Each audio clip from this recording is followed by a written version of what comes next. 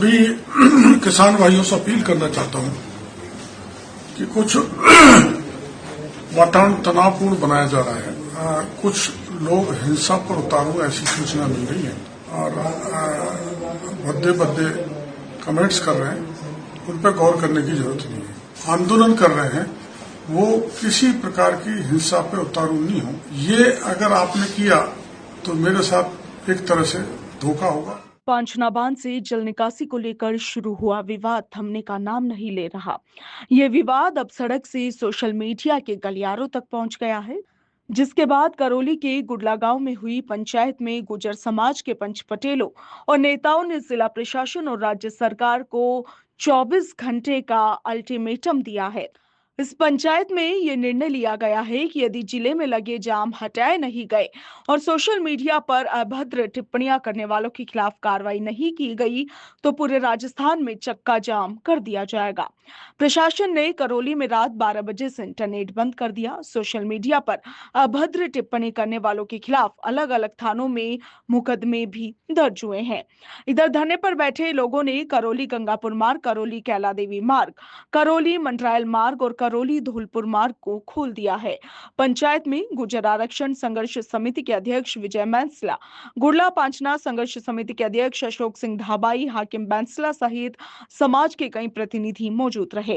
इस पंचायत के बाद कहा गया कि गुड़ला से फिलहाल केवल इमरजेंसी सेवाएं ही चालू रहेगी, जबकि शादी विवाह, रोडवेज बस संचालन, सरकारी और निजी कर्मचारियों की आवाजाही सहित आम यातायात प्रभावित है।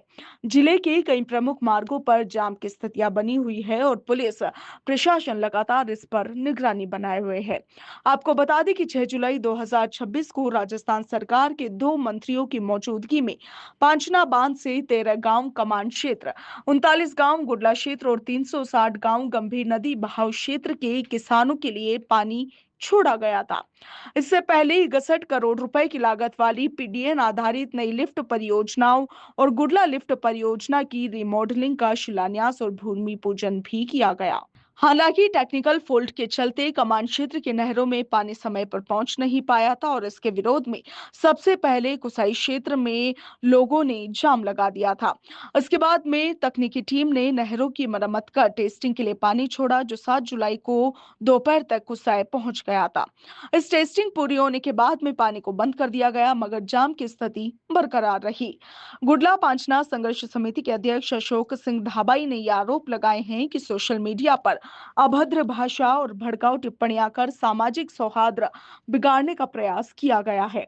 उन्होंने बिना नाम लिए एक मंत्री पर भी निशाना साधते हुए कहा कि कुछ लोग राजनीतिक लाभ के लिए समाजों को जातीय आधार पर बांटने की कोशिश कर रहे हैं। पंचायत में मांग की गई है कि सोशल मीडिया पर अभद्र टिप्पणी करने वालों के खिलाफ तत्काल रूप से कार्रवाई की जाए। इसके साथ ही चेतावनी दी गई है कि यदि 24 घंटे में कार्रवाई नहीं हुई और जाम नहीं खुले तो पूरे प्रदेश में चक्का जाम कर दिया जाएगा। स्थिति को देखते हुए जिला प्रशासन ने करौली जिले में रात तकरीबन 12 बजे से इंटरनेट सेवाएं बंद कर दी है। पुलिस ने सोशल मीडिया पर आपत्तिजनक पोस्ट और टिप्पणियां करने के आरोप में दोनों समुदाय के यानी कि गुर्जर और मीणा समुदाय से जुड़े लोगों के खिलाफ अलग अलग थानों में मुकदमे भी दर्ज किए हैं।